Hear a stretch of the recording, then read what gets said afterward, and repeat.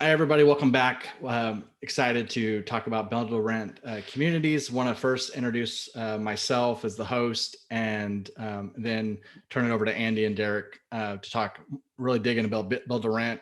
And what's great on this is we're able to ask questions and it's going to be open forum. So hopefully you'll get something out of it. And those that are not here, we'll send the recording, and then to those that are on this call, we'll also, include the recording as well as a follow-up. But for those that don't know me, I'm Wayne Courreges. I'm based out of Austin. I've been in commercial real estate the last 14 years, mostly with Fortune 150 commercial real estate company, where we're repositioning and implementing strategic plans for our clients. So 4.5 million square feet, both institutional, non-institutional clients.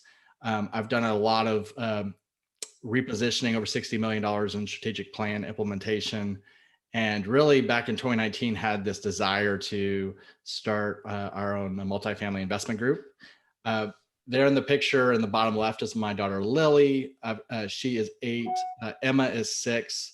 My wife, Jennifer, we just celebrated our 12th year anniversary, and Hunter there is 9. And so we are, these kids and my wife, not so much my wife, sometimes she comes, but mostly I really try to make it a kids family endeavor where we're going to walk in properties and such. So it's quite a bit of fun. Just real quick here, if you aren't following my weekly podcast, please do go to CREIPartners.com/podcast, or just Google the Untold Stories of Real Estate Investing. I took a little break for a few months. But we've kicked back in with weekly podcasts over the last month, and we'll continue doing those on a weekly basis. I do have an ebook that's focused on passive investors at CREIPartners.com/ebook. And then if you're also able to join us on Facebook, that's a Texas Multifamily Investors Group. And then please continue to join us here monthly. So without further ado, I want to introduce you to two gentlemen that I'm really getting to know very quickly. First is Andy McMullen. He's with Legacy Acquisitions. He's orchestrated over $750 million in commercial real estate transactions over a 20-year career. And then Derek Alexandrenko, met him this past Monday, actually in person, on one of his build-to-rent communities in Lafayette, Louisiana. But he's with Hammerhead Capital, oversees capital, equity, and debt departments, as well as build outs, and has over 18 years in multifaceted real estate experience. Also, lots of single family and such as well. So with that, I'm going to stop sharing. And Andy and Derek, thank you again for being on, and really look forward to learning from you. Yeah, absolutely. Well, thanks for having us. So just a little bit about me. I've been in this game probably 20 years. Kind of started off in the brokerage game. So, for about 3-4 years in the brokerage, commercial office, some REIT, some larger projects, and then kind of evolved into some development in mostly Venice Beach area and Santa Monica area. And, we kind of, as I talked with a couple of people in our breakout rooms, in 2008, we were in the middle of a development, and lending just completely stopped. So we had to do a lot of kind of hustling because we had some pretty large partners, McFarland and CalPERS, and we just needed to try and get through it. So we had to retrade a lot of the units. And some of you might remember the market really did come back for many years, probably 2011, 2012. So that's kind of when we started getting a little bit more heavily in the multifamily space. We had owned some smaller stuff before. Mostly California, Central California, Southern California, some in Texas. I figured out you Texans don't like Californians much. I learned that early on when we were working on the brokerage side and started buying stuff here. Like, oh yeah, this is where we fleece these idiots, right? So then, when rent control was enacted in California, we had to kind of figure out another move. So we just started partnering up with a lot of the best operators across the country. Some people we had worked with before, really kind of heavy vetting process. So I'm like a lot of you at LP in a number of deals. So we kind of decided that we're really going to try and double down on the Southeast, this area where we've got so much opportunity. Suburbanization has been going on for years. We can still buy relatively low land, low cost land, and we don't have the incredible regulation that we do here in California. So I met up with Derek Alexandrenko a couple years ago, and he'd been basically figuring out this built to rent model for a while now, probably over 50 projects. And I just thought we could help him scale it, because he basically, like some of you probably on the call, he's got a small team. He's very efficient in what he does. He builds it, rents them, and then manages them, right? So he was just kind of doing it all, figuring out all the processes, figuring out exactly what people wanted in the built to rent space. And we thought we could maybe help him scale a little bit. So that's just about kind of our background. I think we could probably talk a little bit more about kind of what is built to rent. Derek, is there anything you want to say? Why don't you introduce yourself a little bit, and then I'll kind of maybe introduce a couple topics, and then I'll let it breathe. Wayne, if you want to interject any questions, so that we keep this interesting for everybody. So go ahead, Derek. Yeah, I'll try. If I start lagging out too bad, it's because my kids are stealing all the internet. Like Andy said, I've been doing built to rent in Lafayette, Louisiana. 19 years now, I've been doing real estate. Started with single family homes, doing the remodels, and eventually realized it's easier just to start from scratch and build exactly what I want to. So been doing that pretty strictly, exclusively built to rent for about 7 years. Just on my own, as a general contractor and the owner, I keep them all in my portfolio. Yeah, you are cutting out there. And then I'll take over. Okay. So yeah, I think you're cutting out a little bit. So when you get that resolved, I'll swing back around. Can you guys hear me okay though? He was fine. Yeah. Okay. Yeah, he was okay. mine that No was problem. Yeah, was we could just hear fine. him well. Then no problem. Okay, I think it must have been mine. I couldn't hear him then. Derek, go on. Excuse me. Okay, they can still hear me? Yeah. All right. Loud and clear. All right, good. So yes, about 7 years now, I've been doing exclusively build to rent. And about 2 years ago, Andy and I met in a group that we're in and started talking about what we were each working on. And I had a project that I was starting to do. I planned on doing it over 5 or 6 years on my own. And he's like, well, we could probably just kind of accelerate this and turning it into a larger, faster project and kind of rinse and repeat. So that's what we started doing. So we're excited about it. Yeah, so just in general, I'd be curious to know how many people on this call have really heard much about built to rent. Maybe a 1 for, yeah, quite a bit. 2, I'm not really familiar with it. Yeah, 1. Okay, Trevor definitely heard about it. So really, I like to describe it as just horizontal multifamily. And when I say that, it's really kind of all these single family homes enclosed in one community, and they're managed just like a multifamily community. Obviously, there's some differences when you finish, if they're individually platted, when you finish a single family home, and in the case of what we build, smaller homes, then you've got basically you can start selling those immediately. So in the built to rent space, you could build 10 units, and then you could start leasing them all. Now, we typically don't do, I saw a note about townhomes. We typically do their own individually platted side, their own side yard, own backyard. In this particular project we're working on now, about 20 feet of backyard. And then the idea is to manage that like one enclosed gated community. And then we would have, a dog park, a barbecue area, playground. In some cases we're building clubhouses and pools, but in some cases they just prefer the bigger backyard, the doggy door, and some of the nicer new tech. And the idea with the built to rent is so that a tenant who happens typically to be younger families would only have to worry about changing the light bulb. Everything else would be done. So any of those, we get a lot of empty nesters. They've been living in a home for a long time. They potentially could buy if they wanted to, but they just want new stuff. They just want somebody to cut their lawn. They just want to enjoy the community. So we kind of get them from both sides. And so that's kind of a little bit about what it is. How it came about, I think, is really kind of interesting. Many of you guys remember 2008, the same guys that were kind of responsible for a lot of our crisis just started going out and buying, single family scattered homes for 40, 30 cents on the dollar. And then they just figured out how are we going to manage all of these scatter sites? We've got them in all of these different communities.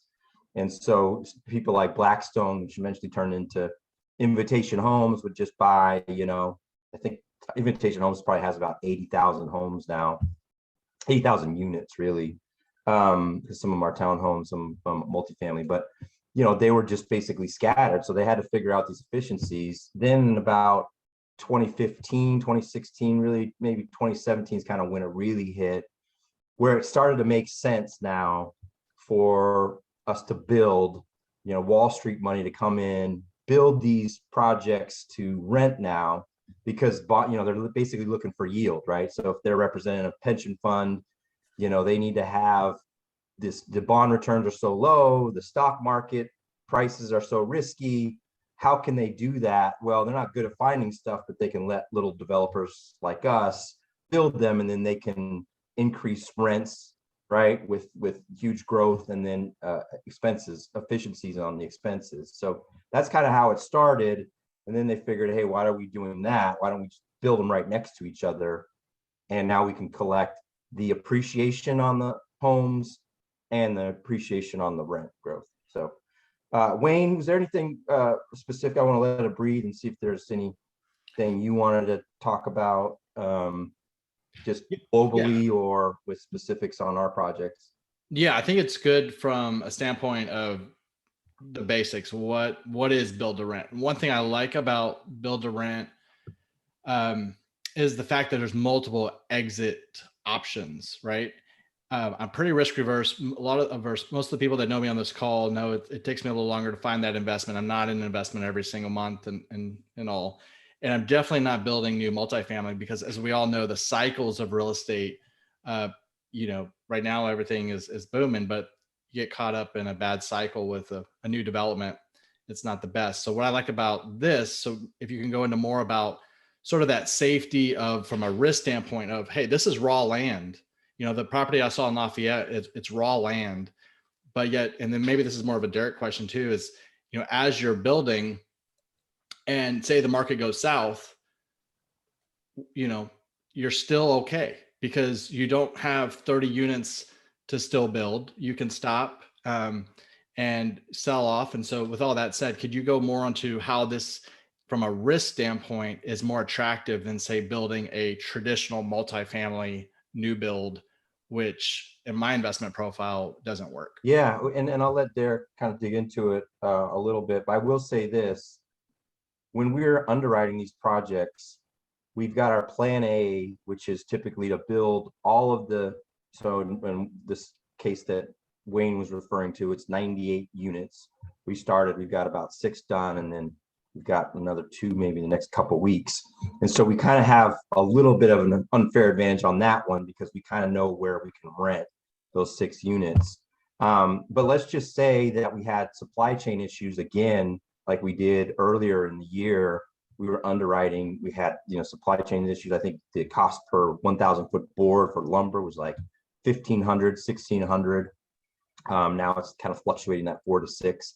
But ultimately, if it did start to become so cost prohibitive, we could really just stop building the number of units that we want, right? In a multifamily, you can't build half a building, right? So in the single family kind of community, costs got out of control. We could just hold on the 20 or 30 that we own, collect the rents. We're not paying interest on any draws that we haven't yet taken, so we don't have any debt service. Or we could sell the lots that have already been built out, with infrastructure, streets and sewer and water. Even the land itself is worth, I think it depends on the area, but I think in the Lafayette example, maybe 30,000 a lot. So the plan A would be to sell them all to one buyer, an institution that I referenced earlier, a multifamily buyer, maybe coming from the multifamily world, or plan B, maybe cluster them down to 10 units and sell them to a smaller investor. So that's kind of another exit strategy. And then a third would be, we just refinance and we hold them. We just hold them as long as the market will bear. Probably the fourth choice for us would be, unless it just becomes so obvious that the values are so high, we probably wouldn't want to get in the business. I've done it before, of selling them one by one, because it does become, a business with the brokerage and the marketing and, the flags outs, all that stuff. So I would prefer to kind of stay in those three parts of it. But yeah, Derek, talk a little bit about just the building process, because, you've done many of these projects now. Maybe some of the risk mitigants and exit strategies that you've been able to employ. Yeah, well, like you said, in part of what you were explaining, you had a project that kind of went south when the market turned, and that really influenced me, because we saw the same thing here. When 2008, 2009 hit, they had some large multifamily projects being built, and they got shuttered, and they stayed that way for about 2 years.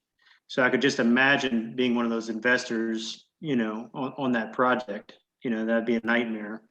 So I, from the start, knew I wanted to have more flexibility. I wanted to be able to pivot, in whatever we were trying to build.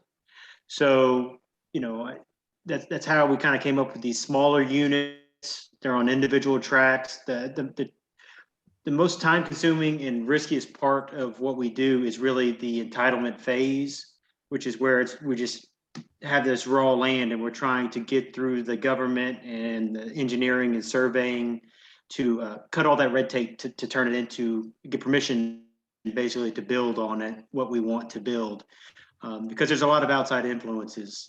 Gone are the days where you could pretty much just buy something and, you could do what you want with it. So, and we do that before we ever, try to move a project into the building phase or actually bring it to investing partners.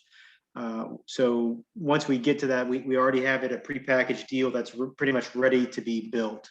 Because it could be anywhere from a 6 month to an 18-month or longer in some places process, just getting that to where it's basically permit build ready project. And from there, it's pretty straightforward. We have to put in all the infrastructure because there's no streets, there's nothing there, no water. So that'll take a period of time, a couple months, to get all that put in place to where we have buildable lots. Same as just basically a normal subdivision. That's what we're doing, is the horizontal, infrastructure. And then we just have basically an assembly line. Once we have buildable lots, we start pumping out those slabs, and it's rinse and repeat over and over. We're going at a pretty fast pace because these are pretty easy little cottages. You can see the floor plan of some that we're doing, and it's the same thing over and over. We just change up the front, the front elevations, so that when you're driving down the street, they have a little bit of a different pitch or different shape on the front, or a different type of siding, just to give them a little bit of individuality. And then, but other than that, as far as the trades go, it's all the same. So that makes us able to, accomplish a higher pace to where we're not building these 98 or 100 units. Some of our larger projects are going to be 200 units. We want to build them at a pretty fast pace.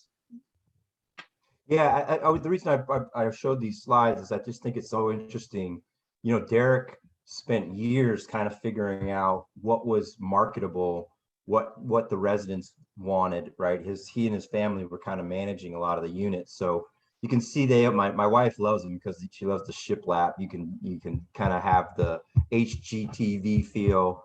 But what I think is interesting about is how sturdy they are, right? Those concrete floors, they look like marble there, but you basically got the support beam kind of going up the high wall, and then you've got kind of these really compact 1200 square foot. It's OSB wrapped kind of. It's concrete. It's not like a vinyl siding. They're kind of wrapped really, really tightly. And then you've got kind of the 130-mile-per-hour winds, depending on where we are. So we're working on some stuff in Foley, Alabama, and Gonzales. And each area has kind of a different feel. For the most part, we want to be close to good schools, good elementary schools, because that's usually a big driver. You got to be next to amenities, but they also have to kind of be in an area where we can still have the lower land costs and impact fees. That's a big one too for, sewer, water, all those fees. You go to some of the other markets and they'll crush you there. So anyways, Wayne, did that answer your question, or did you want to go a little more detail? I always like to hear Derek geek out on like construction and how he builds them, but I know some people couldn't care less. I think people on the call are getting that they're individual homes that are being managed by a multifamily standpoint, right? So let's talk about when we're reducing the risk in multifamily. One of the things that we're looking at is retaining tenants, reducing that turnover, increasing rents. In y'all's experience, what is compared to traditional multifamily, and now we have this build to rent. Are you seeing any metrics that are supporting these build to rents as a potential better investment than a multifamily? Yeah, we still like multifamily, and we still invest in multifamily, and we still will be. I think that there's some differences though, in that you've got a stickier tenant. Typically, you've got a tenant that's going to stay there a little bit longer. So as you guys know, in multifamily, a lot of what sucks out your profit is, the turns, right? So you've got turns and renovations, and a lot of your profit is sucked out in those turns, and you have a lot less frequently here in these communities. I also think that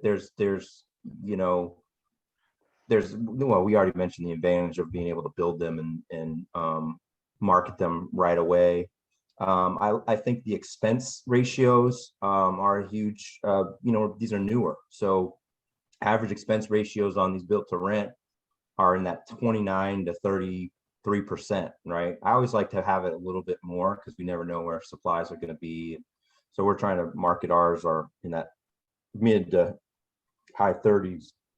But that's a big deal, right? If you've got multifamily where you're at 50% coverage.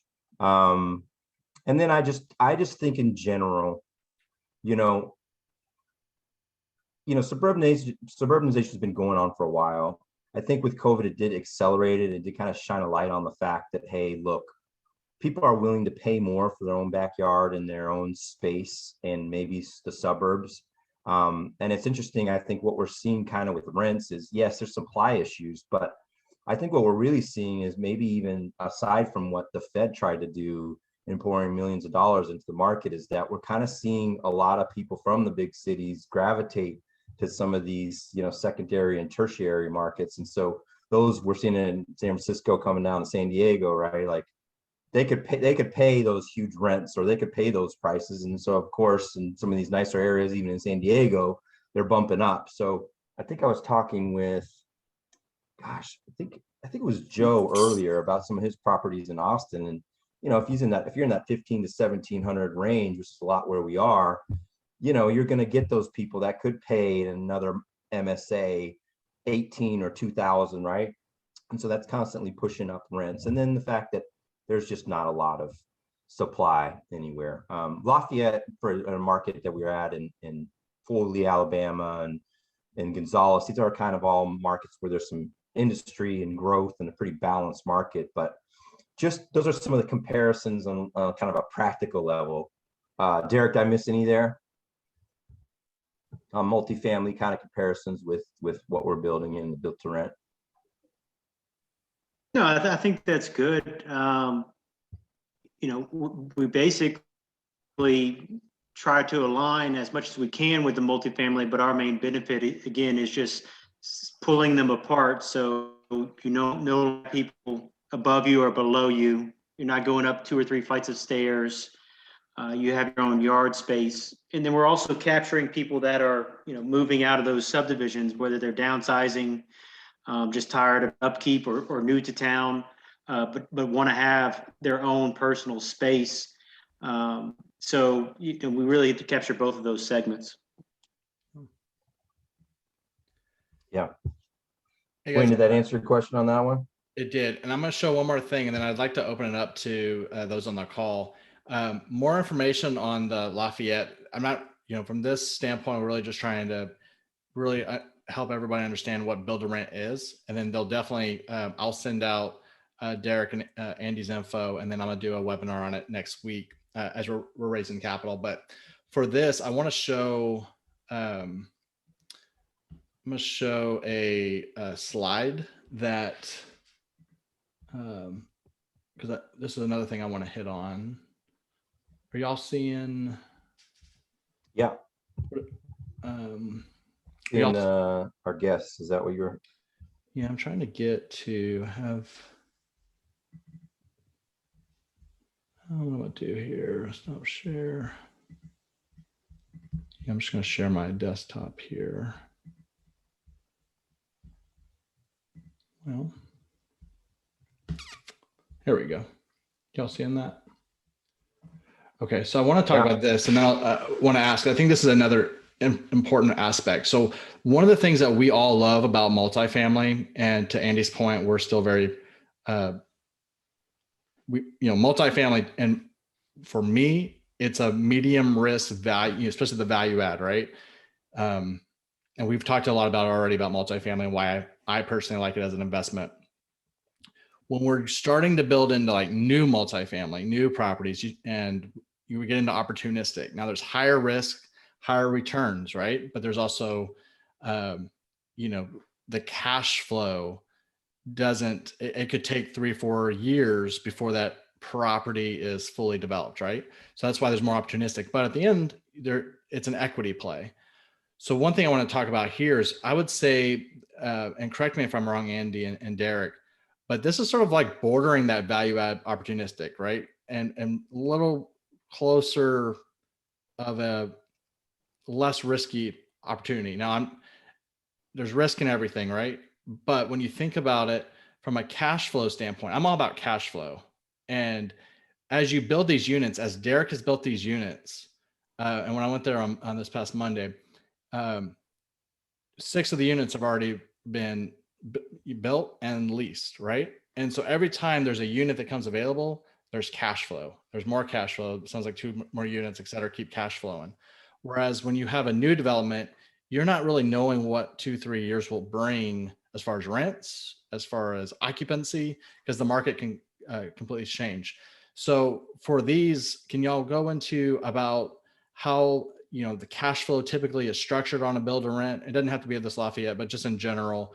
Yeah. If someone's putting in 50,000, we're used to, as value add multifamily investors, cash flow coming pretty quickly because the property's already built and there's already investing. But can you talk about what is this from an equity and a cash on cash in general from a build to rent category? Yeah, and I bet that many of the value add projects that you guys have invested in too, and I know that I have as well, is also coming from kind of a pre-existing raise that is basically, in the raise in order to pay out the preferred return, right? So that does happen a lot with deals. So that's kind of I would say it's kind of a disguised preferred return. But typically these deals, let's say you were, typical value add deal, maybe you were paid your cash flow, maybe it's an 8% preferred, and you're, maybe going to start seeing some of that preferred in month 6, right? Most operators are, unless they've kind of raised for it, are probably paying, in the 2nd or 3rd quarter. And that way, if they come and pay your fourth month, you're pretty excited. On the development side, I think that there's a couple of risky points in the project. And I think the most risky is investing during the entitlement phase, because will tell you there's tons of things that can go wrong. There's tons of kind of, we've had to change the way that we're going to build them a couple times. And then I think you've got this kind of risky time from the time that you've built these units until the time that you've leased them up. So there's an infrastructure phase. So if you're just to start, you raise, you basically do the entitlement phase, and then you're ready to kind of build the streets and the sewers and the water, all that stuff into And then after that phase is complete, then you can kind of start what we call vertical building, the actual units. And so if we can collect rent right away on the built to rent, then typically that obviously that cash flow is a lot quicker, right, than it would be if it was a speculative multifamily project, or even if you were investing in a single family to sell project. Like Lennar has decided now, part of their business model, they've been a home builder for years, part of their business model now is built for rent for exactly that reason. They basically got cash flow and they can collect the cheese from the appreciation as well as the cash flow. So on our projects, we're typically like to tell people about 18 to 24 months, you'll get accrued preferred return, but we need to keep that capital alive in order for us to kind of continue moving the projects along. I think the two that we're working on now, again, we've had a little bit of a head start. So maybe in about the year, month 12, 13th, we can pay a dividend of some sort. So that's kind of where it differs a little bit than a multifamily development deal and a single family for sale deal. And that's kind of why I would put that, Wayne, like you described, kind of on that heavy value add part of the spectrum, maybe lower opportunistic, because of that. If you see where rents have been going, when we first underwrote our projects, we were in the 1,500 range. Now we're in the 1,650 range, and we have no idea where it could go from there. So already you've got built-in equity, and you still do, as an investor, own the buildable land, which is different than unentitled land. So there's usually some additional kind of buffers that you have in order to protect your capital. Derek, what would you want to add to that, if anything? Yeah, I definitely think that's where I try to stay, and what we're looking for putting together is right in between the opportunistic and the value add. I always say we're like the most extreme version of a value add, because we're creating all of the value in what we do. So because there's nothing there when we start. So we get to capture all of that, and it's all vertically integrated from the entitlement phase all the way through to when we're exiting the project. So because there are firms out there that do just do entitlement, then they have builders and developers that sell the projects off to the end users. So each time that happens, there's more transaction costs, there's more meat that gets chewed off the bone. But because of the way we have it here, all vertically integrated, we're able to just it leaves a lot more room on the deal, basically just to keep the whole thing greased. And it makes us that's why I think we're kind of on the short end of the risk profile. Instead of falling in the high risk category, we're right there on that, because we're still doing development, but we have so many stops that we've put in there that really make this about as a low risk development as you could have out there. Like I said, I wouldn't want to be doing those larger projects. A lot of people, they've been throwing them up everywhere, and they're beautiful, but there's just so many things, and with the way supply chain issues and economy and inflation, there's so many things influencing what we're all dealing with now. I like the levers that we've put in place to try to mitigate those and give us options to pivot and maneuver along the way.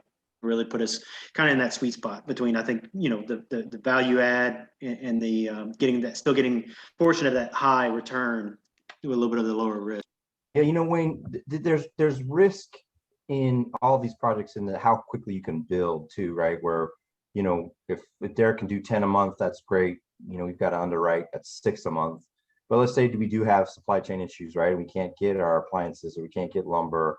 Then there's risks always in a development deal in that project. I think what sets some of the projects that we've worked on apart is that we do have a very good understanding of what rents are. And so we have, Derek has multiple projects in the neighborhood, so he kind of knows where rents go. That's always a risk for an investor when you're going into a new market, right? Is that you don't have a proven rent model. You can sort of figure out what comps would be for apartment buildings, but you don't have enough scattered homes to really determine what a market rent be and what's the trajectory. So those are the kinds of things that we just have to mitigate risk. We got to put in big, reserve buckets, right? We got to put in, an exit cap rate that sits, 100 points, 100 basis points above a market cap rate. We got to have, some cushion in the operating expenses. And if those can't be done, then we need to move on and find another project, right? Because there's just too many,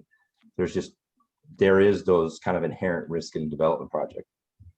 Yeah, all that was well said, and I think puts a clearer picture on the risk profile compared to that to a true value add multifamily. So with that, we've got about, I would say, 15 more minutes. Is there any questions? You can either put in the chat box or we can just ask them. Hey, Wayne, Moses, I have a question, either for Derek or Andy. What is your what is the? I know you said at least built in 100 basis point, but what is the comparison to a multifamily now on the cap? What's your reversion cap on something like this, and what is your equity multiple on something? Because you're taking the risk.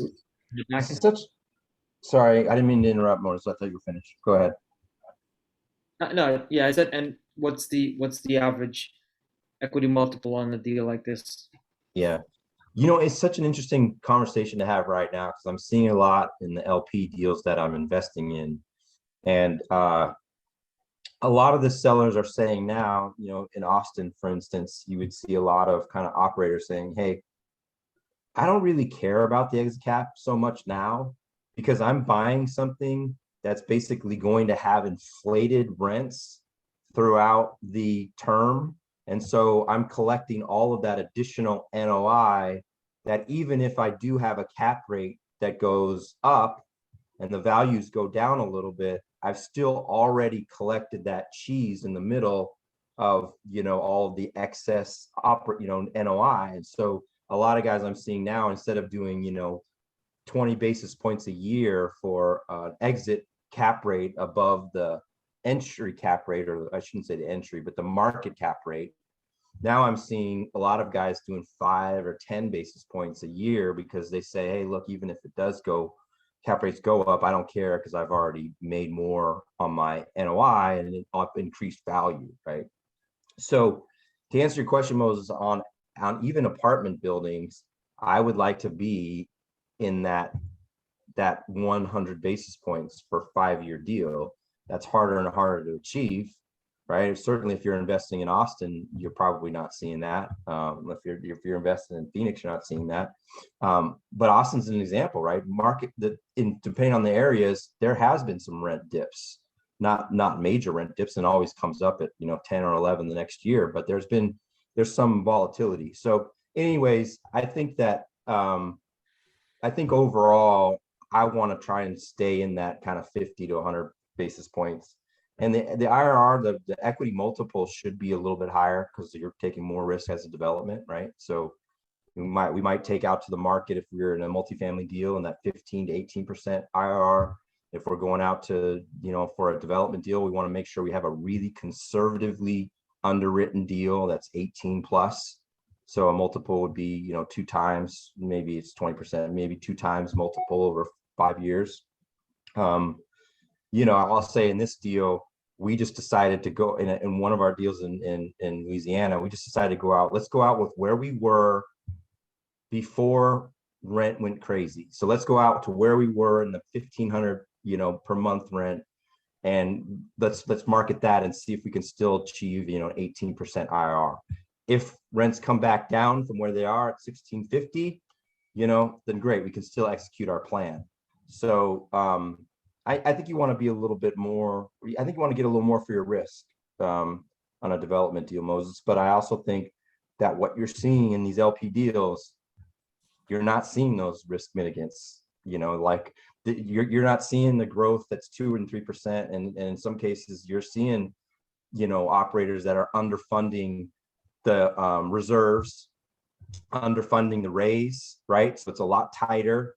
That's kind of boosting the returns. You're seeing vacancies it's hard to get an 8% vacancy because you got, turnover and you're trying to bunch rents. Like people getting those 5% vacancy numbers, that's without loss to lease, all of those. So there's a lot of multifamily deals that I'm seeing out there that are not conservatively underwritten.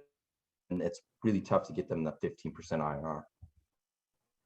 Did that answer your question, Moses, or did you want me to go a little deeper on that? I think you touched on some of the. I just wanted a comparison to what a multi and what a built up would run earnings.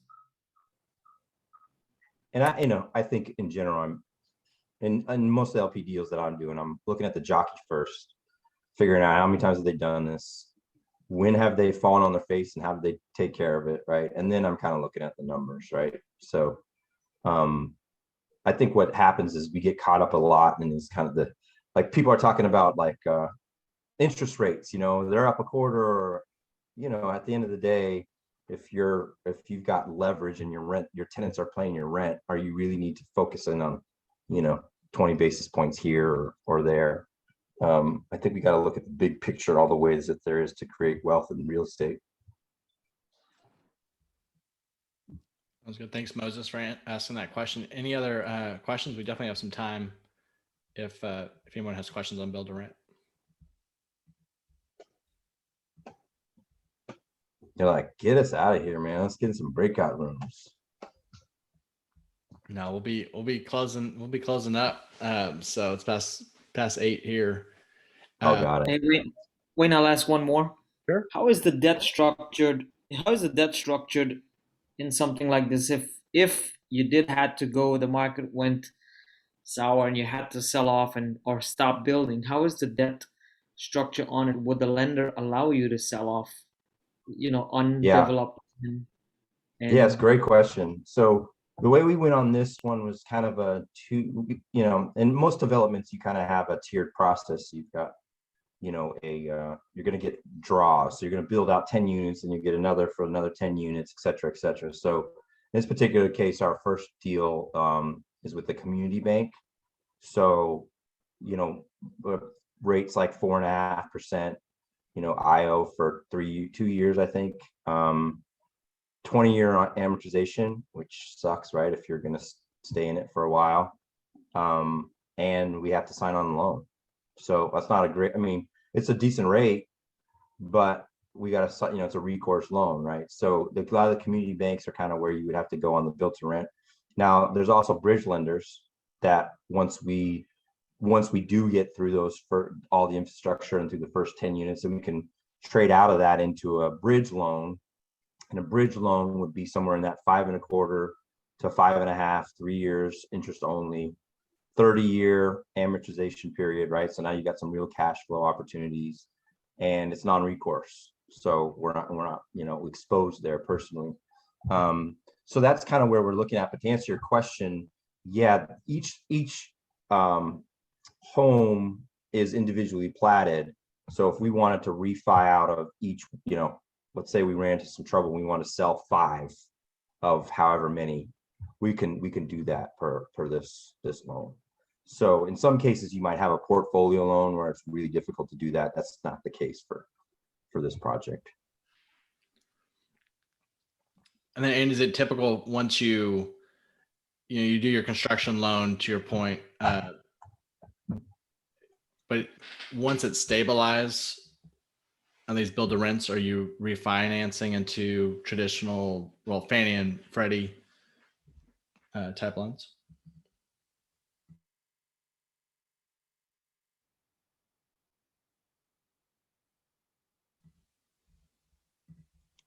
Looks like he got frozen.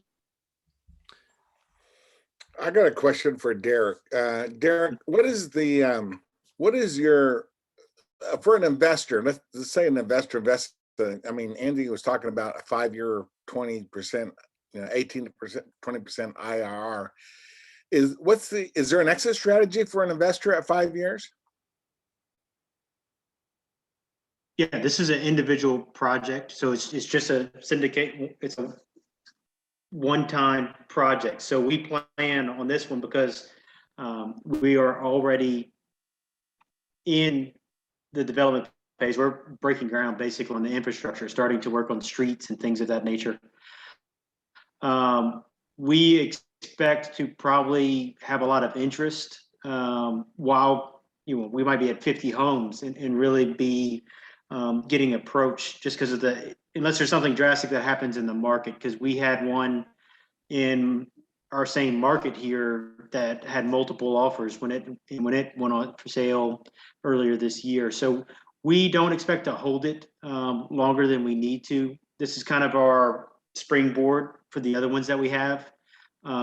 So it is, we have it underwritten as a 5-year project. We're hoping that closer to 3, we may have an exit, but we obviously want to be more conservative. So we have it, the plan as a 5-year plan, but we do expect to have some opportunities there, hopefully. Okay, but I'm trying to get an understanding. So let's just go with everything's perfect.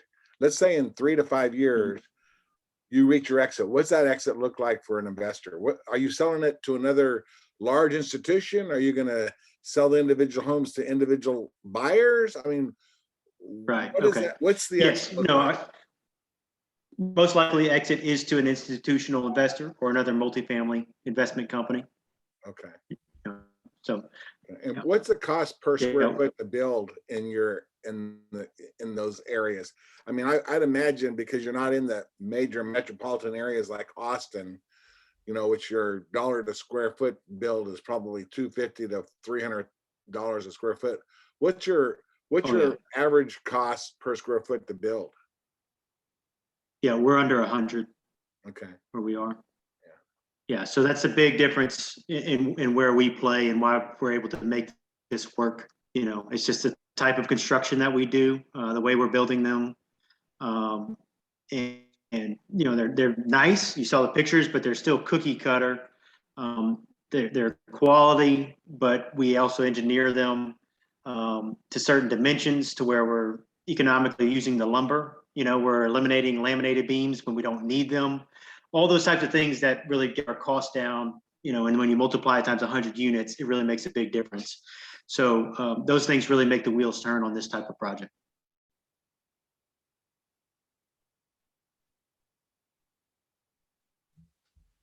Sorry, guys, I lost you for a bit, but probably better you're talking to Derek anyways. I'll go on forever.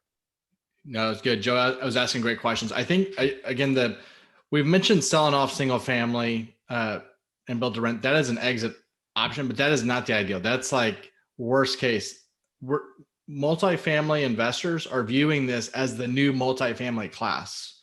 So syndicators, how I would typically come to our investors and say we got 150 units that we're raising capital for. And then in 3 to 5 years, we sell that to another person or a group that's buying 150. What you're seeing is on the build to rent is this horizontal multifamily, where instead of the vertical, you have these single family homes, and it's treated as when we go out to market to sell these properties, it's in this case 98 units or 150 units, and those units are houses, not individual apartments. So great question, Joe, on that, and just clearing that up, that it's we are selling to multifamily investors and also institutional buyers who are putting billions of dollars into this asset class. It's just really incredible the money that's being flown into it, just because they're seeing yield. Money goes where yield is, and you're seeing these institutionals even buying up single family homes. So it fits in that pretty well. So, all right, we got time for one other question before we drop off. Are there any other questions for the group? Well, Andy and Derek, can y'all in this recording tell us how listeners can find you? Sort of treat this as a little podcast at the end, but I think this would be a great, people are going to want to connect just in the future on opportunities and this opportunity you have here on the Louisiana and such. So thank you for your time, and definitely let us know how people can reach out to you.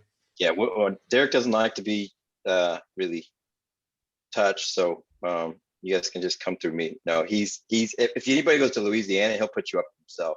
And anyone wants to see the project, his family's got their own little dungeon, so you guys can go down there, stay, and take a look at the Lafayette project. So I'm all over LinkedIn. You can go to our website, legacyacquisitions.com, and download some of our resources there and get in touch with us. And I put my LinkedIn stuff in the chat, and really love talking real estate, whatever it is, multifamily, single family, all of it, new investors, LPs. So please do reach out. All right. Yeah, no, it was great chatting with everybody. And you can find me, just search my name on LinkedIn. It's the only one. So you don't see that last name very often. So that's it. All right. Well, thank you both. And thanks to everybody. Hope everyone has a great Thanksgiving. And we'll do our next meetup in January. So looking forward to that. But have a great holiday and happy Thanksgiving, everybody. Hey, Wayne, thanks for having us Thank on, you, man. everybody. That was great. Yep. Thank you very much. Thank you all.